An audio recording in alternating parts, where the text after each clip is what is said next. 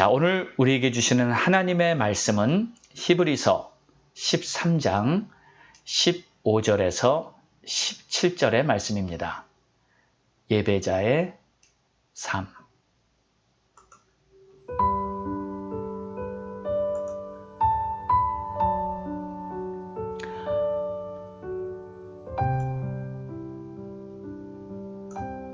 그러므로 우리는 예수로 말미암아 항상 찬송의 제사를 하나님께 드리자.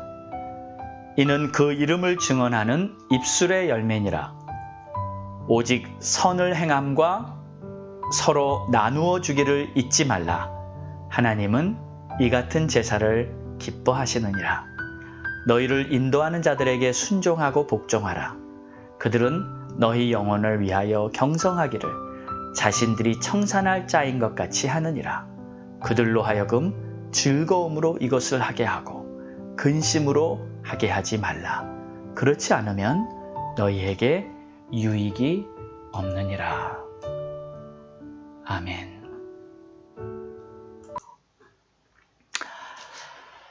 오늘은 예배자의 삶에 대해서 하나님의 말씀을 가지고 은혜를 나누기를 원합니다. 예배란 무엇인가요? 특히 요즘 같은 시대에 우리가 교회에서 모이지도 못하고 함께 예배 드리지도 못하는 이러한 특별한 시간이 사실 교회사에, 교회 역사에 결코 흔하지가 않았습니다. 자, 이런 특별한 시간에 우리는 다시 한번 예배란 무엇인가부터 한번 생각해보고 나는 과연 예배자인가? 예배자의 삶이란 무엇인가? 우리가 오늘 말씀을 통해 한번 깊이 생각해 보기를 원합니다. 자, 예배란 삶으로 나타납니다.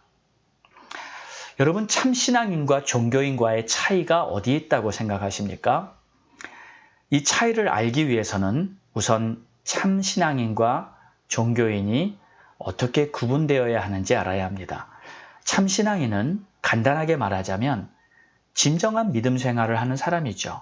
하나님을 믿고 하나님 말씀대로 살려고 힘쓰는 믿음이 우선이 된 사람입니다. 물론 신앙인이라 해서 모든 면이 완벽하다고 말할 수는 없습니다. 모든 사람들에겐 부족한 면이 있고 연약한 면이 있기 때문에 여전히 실수와 허물을 보게 됩니다. 그러나 참 신앙인이라면 적어도 이것만큼은 물러서지 못할 최하선, 바텀 라인이라고 있는데 그것은 바로 주를 향한 나의 믿음이 있는데 이것만큼은 어떤 것을 준다 해도 바꿀 수 없다. 내가 만약 모든 것을 다 잃어도 주님과는 바꿀 수 없다. 자, 여러분, 우리 모두 이러한 믿음을 갖게 되기를 주의 이름으로 축원합니다. 자, 반면에 종교인은 어떤 사람일까요?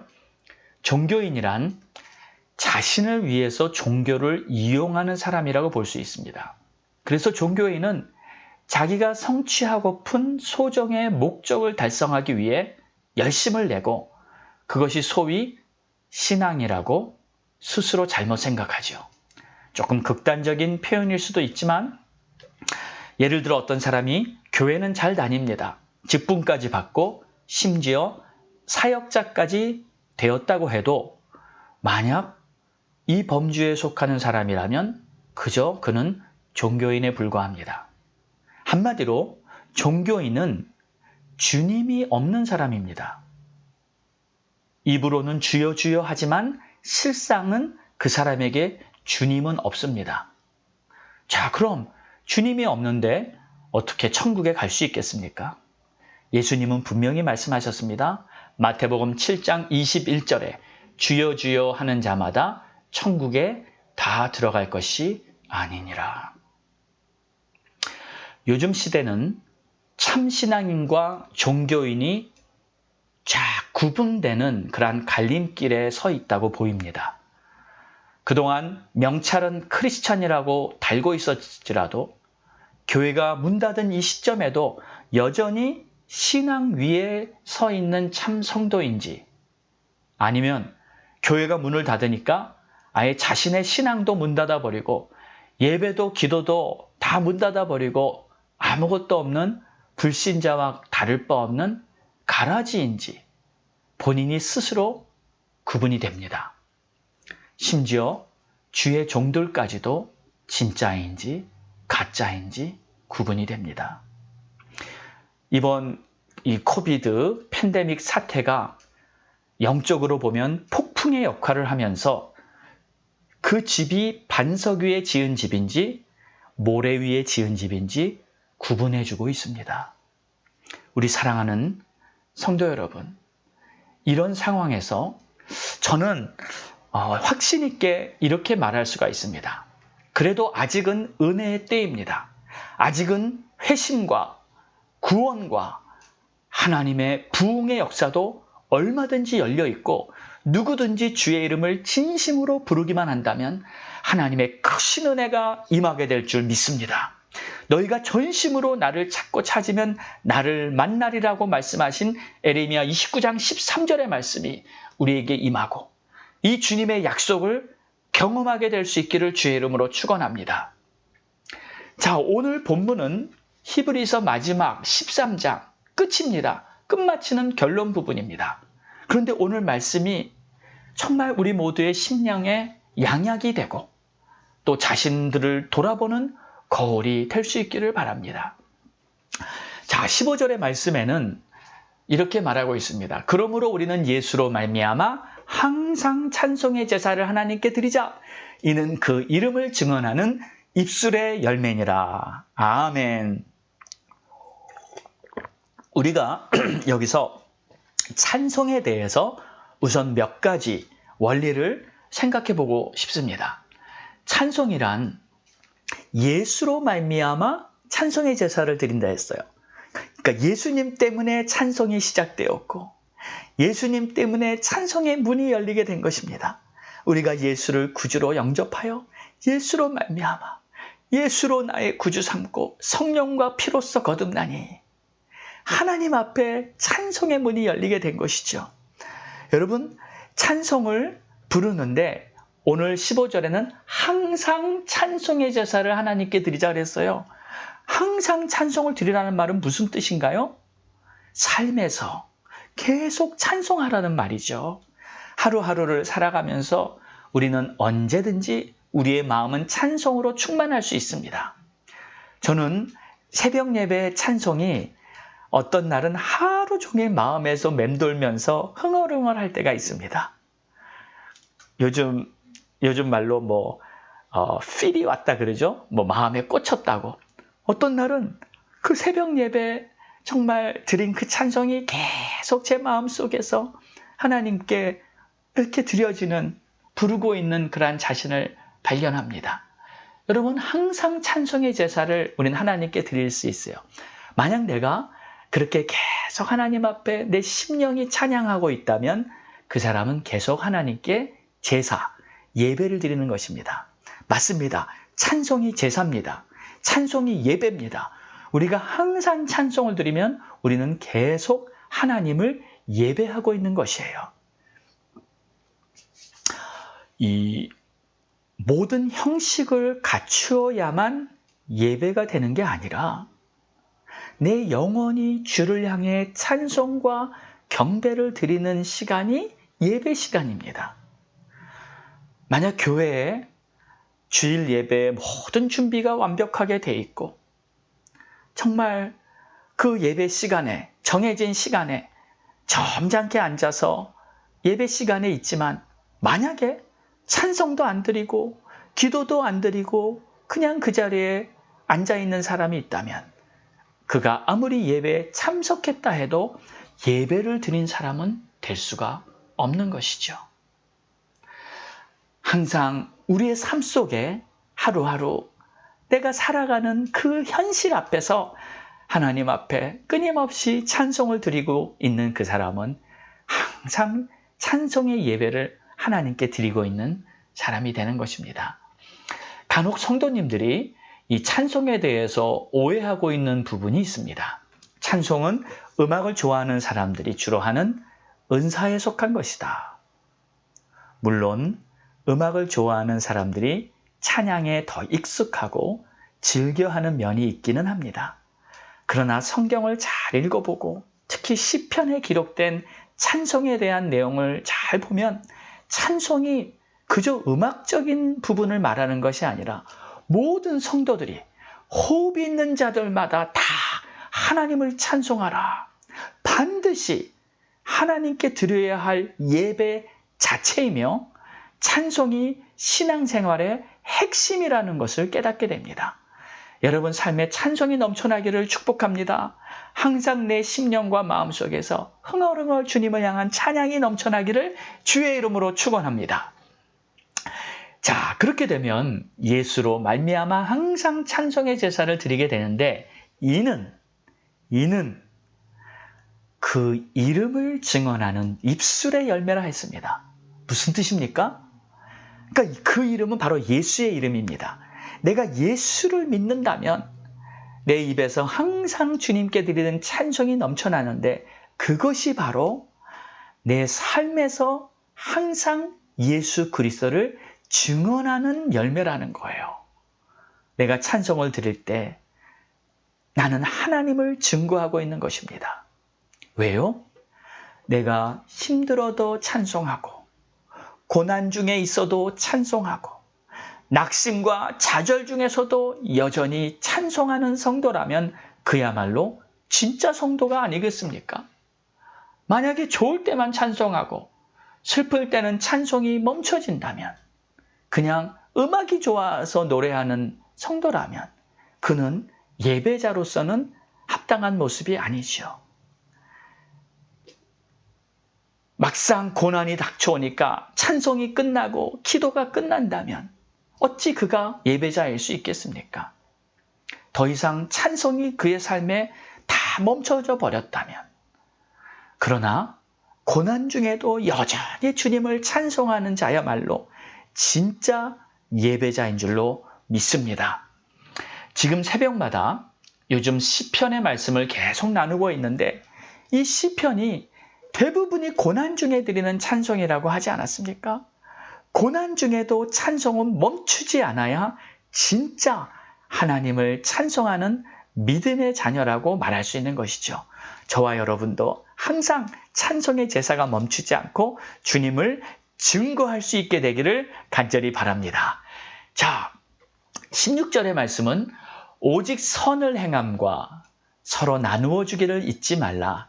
하나님은 이 같은 제사를 기뻐하시느니라.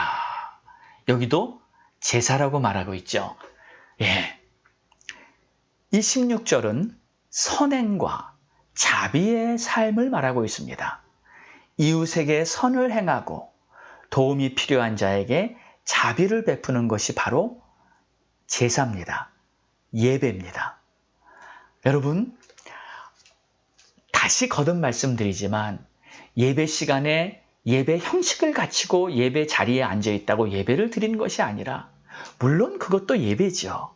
하지만 우리의 삶 속에서 내가 하나님의 말씀에 따르는 것, 선을 행하고 정말 이웃을 돌보는 것 자체가 바로 예배라는 것을 우리는 기억해야 합니다. 예전에 제가 말씀을 전할 때 예수님의 제자로서 십자가를 지는 삶이 어떤 삶인가 말씀을 전한 내용 혹시 기억하십니까? 우리 신앙생활은 위로는 하나님께 하는 부분이 있고 옆으로는 이웃들에게 하는 부분이 있다고 말씀드렸습니다. 그래서 신앙생활이 사실 어려운 부분은 위로만 잘해도 안 되고 또 옆으로만 잘해도 안 됩니다. 하나님께 위로하는 신앙생활도 잘해야 되고 또 옆으로 이웃들에게 하는 신앙생활도 잘해야 하고 균형을 또 잘 잡아야 합니다. 찬송이 위로 향하는 신앙생활이라면 선행과 자비는 옆으로 이웃을 향한 신앙생활이죠. 여러분 이웃들에게 많이 선을 베푸시고 자비를 베푸십시오. 그것이 바로 십자가를 지고 가는 제자의 삶이며 그 선행 자체가 바로 예배인 줄 믿습니다. 자, 19절의 말씀을 봅니다. 너희를 인도하는 자들에게 순종하고 복종하라. 그들은 너희 영혼을 위하여 경성하기를 자신들이 청산할 자인 것 같이 하느니라. 그들로 하여금 즐거움으로 이것을 하게 하고 근심으로 하게 하지 말라. 그렇지 않으면 너희에게 유익이 없느니라. 너희를 인도하는 자들에게 순종하라 하셨습니다. 사실 순종은 위로 하나님께 하게 되는 것이죠. 그런데 또 동시에 옆으로 이웃에게도 인도하는 자도 물론 이웃이 아닌가요? 그 이웃에게 순종함으로 말미암아 이 자체를 또한 하나님께 드리는 예배라고 말할 수 있는 것입니다. 여러분, 인도자에게 순종하고 있지만 그것이 또 바로 주님께 순종하고 있다는 것을 믿으시기 바랍니다. 그러니까 순종은 하나님께서 세워놓으신 질서를 잘 따르면서 하나님께서 하나 되라고 말씀하신 그 계명 앞에 내가 순종하는 거예요. 그러니까 순종이 있는 곳에는 아름답게 하나 되는 역사가 있습니다. 반면에 순종이 없는 곳에는 결코 하나됨이 없고 모두 마음이 제각기가 되어버리고 그래서 사공 많은 배가 되죠.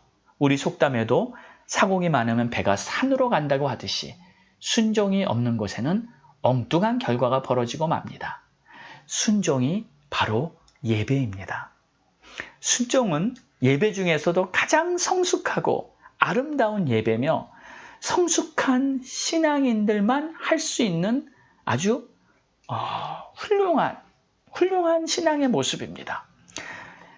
이해 될 만한 일이나 당연한 일에는 순종이 요구가 되지 않습니다. 이미 이해가 되기 때문에 잘 따를 수 있고 그렇기 때문에 힘들지가 않습니다. 그러나 이해가 안 돼요. 이것은 정말 따르기가 힘들어요. 그때는 순종이라는 믿음이 있어야 따를 수가 있는 것입니다. 그래서 순종할 수 있는 사람은 믿음이 성숙한 사람인 것이죠. 하나님의 역사는 항상 순종이라는 과정을 통해서 이루어졌습니다. 광야 생활을 할 때도 가나안 땅에 들어갈 때도 전부 하나님의 방법에 모든 백성들은 순종해야 했습니다. 그런데 백성들이 순종한 대상은 하나님이 아니라 그들을 인도한 지도자였습니다. 모세의 말에 순종했고 또 여호수아의 말에 순종했었습니다. 그래서 오늘 본문엔 너희를 인도하는 자들에게 순종하고 복종하라 하고 말씀하시는 거예요. 영적 지도자에게 순종할 때 그것이 바로 하나님께 순종하는 아름다운 모습인 것입니다. 자, 그들이 어떻게 하나 볼까요? 그들은 너희 영혼을 위하여 경성하기를 자신들이 청산할 자인 것 같이 하느니라.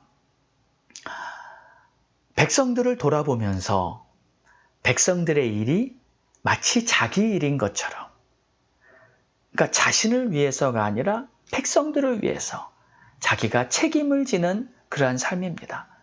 십자가를 지는 삶이 바로 이러한 인도자의 모습인 것이죠. 그런데 그들로 하여금 즐겁게 이것을 하게 하고 근심으로 하게 하지 말라. 그렇지 않으면 너희에게 유익이 없느니라. 자, 그런데 인도자들이 이렇게 백성을 돌보는데 즐겁게 할 수 있도록 해주라는 거예요. 근심으로 하지 않도록. 백성들이 인도자의 마음을 편케 해줘야 합니다. 인도자를 잘 섬겨주라는 말이죠. 마치 모세가 지쳐서 팔이 내려올 때 그 두 팔을 받쳐주었듯이 서로 섬겨야 하는 것이죠. 백성들이 인도자를 잘 섬기지 못하면 광야에서 불순종하던 백성들처럼 스스로가 자기의 복을 걷어차는 꼴이 되고 맙니다. 왜냐하면 인도자에게 순종한다는 것은 결국 하나님께 순종한다는 의미가 있기 때문입니다. 자, 마지막에 그렇지 않으면 너희에게 유익이 없느니라. 무슨 말입니까? 만약에 그렇게 하지 않으면은 백성들 자신에게 유익이 없다는 소리예요. 사랑하는 우리 성도 여러분, 하나님은 질서의 하나님이십니다. 그래서 모든 것이 하나님께서 세워놓으신 질서에 따라서 순종하고 또 서로를 세워가게 돼 있습니다. 이 질서를 아름답게 잘 세워나갈 때 하나님의 나라는 아름답게 그들 가운데 임하게 될 줄로 믿습니다. 순종은 내가 하나님의 말씀을 따르면서 내 삶 자체가 예배자의 삶으로 살아가는 가장 성숙한 모습인 것입니다. 여러분의 삶에 하나님의 말씀을 따르는 순종과 나를 인도해 주는 자들을 잘 섬기고 순종하는 그러한 열매가 풍성하게 넘치기를 주의 이름으로 축원합니다. 자, 하나님께서 당신의 역사를 진행하실 때 먼저 당신의 뜻을 백성의 인도자에게 알려주십니다. 그러면 결국 이 말씀을 받은 인도자는 하나님의 말씀 앞에 먼저 순종을 해야 합니다. 만약에 이때 인도자가 순종을 하지 않으면 결국 아무런 축복이 하나님의 백성에게도 역시 내려지지 않을 것입니다. 인도자는 먼저 하나님께 순종을 해야 하죠. 그 다음에 인도자는 자신이 하나님께로부터 받은 말씀을 백성들에게 알려줍니다. 그 다음에는 백성의 순종이 따라오게 됩니다. 백성들이 그 인도자의 말을 잘 순종하고 따르면 결국 하나님께서 그 전체 공동체에 하나님의 역사를 보여주게 될 것이죠. 결국 하나님의 나라는 순종을 통해 세워지는 나라입니다. 그러므로 가정에서도 아내는 남편에게 순종해야 합니다. 하나님께서 세워주신 가정의 머리 되신 남편에게 아내들은 온전한 마음으로 죽게 하듯이 그렇게 순종해야 합니다. 또 자녀들은 부모에게 순종해야 합니다. 어렸을 적부터 무조건 부모에게 순종하는 그런 아름다운 미덕을 가르쳐야 합니다. 그래서 지금 이 시대에는 정말 모든 것이 질서가 다 깨져버리고 원칙이 다 깨져버리고 지금 이 시대에는 정말 하나님의 법이 정말 심의해져가는 이 시대를 우리가 맞이하고 있습니다. 만약에 이러한 상황에 하나님의 뜻 앞에 순종하는 것을 잃어버린다면 교회의 모든 부분은 다 그 기초가 허물어져 버리게 될 것이에요. 우리가 하나님의 나라는 순종을 통해 세워지는 나라라는 이 원칙을 분명히 마음에 새기고 아름다운 주님의 역사가 우리들의 각 가정에 임하게 되기를 축원합니다. 여러분의 자녀들의 삶에 임하게 되기를 축원합니다. 또 우리가 언젠간 다시 교회가 모여서 함께 교회를 세워나갈 때 하나님의 역사가 이루어지게 되기를 주의 이름으로 축원합니다. 그러므로 말미암아 하나님께서는 우리의 삶을 통해 영광 받으시고 하나님의 정말 아름다운 놀라운 그러한 기적과 같은 역사들이 우리의 개개인의 삶에서 다 나타나게 될 것입니다. 말씀을 마치겠습니다. 우리 사랑하는 성도 여러분, 예배는 우리의 삶에서 드려지는 것입니다. 교회에 나오지 못한다고 예배가 멈춰진 것이 절대 아닙니다. 여러분의 삶에서 항상 찬송하는 예배자가 되시기를 바랍니다. 여러분의 삶에서 이웃에게 계속 선과 자비를 베푸는 예배자가 되시길 바랍니다. 여러분의 삶에서 하나님의 뜻이라면 나를 인도하는 자라면 순종하면서 하나님의 나라를 세워가는 그러한 예배자가 되시기를 주의 이름으로 축원합니다. 그랬을 때 하나님께서 우리를 통해 영광 받으시고 기뻐하실 것입니다. 아멘. 기도하겠습니다. 할렐루야. 하나님, 감사와 찬송과 영광을 주님 앞에 올려드립니다. 오늘도 이 시간 하나님 앞에 말씀을 받고 또 하나님의 말씀대로 우리가 비록 교회는 모이지 못하지만 우리의 삶에서도 얼마든지 하나님께 영광을 돌리는 예배자가 되기로 다시 한번 마음에 결단하였사오니 주여 말씀이 우리의 삶에서 그대로 이루어지도록 역사해 주시옵소서. 예수님의 이름으로 기도합니다. 아멘.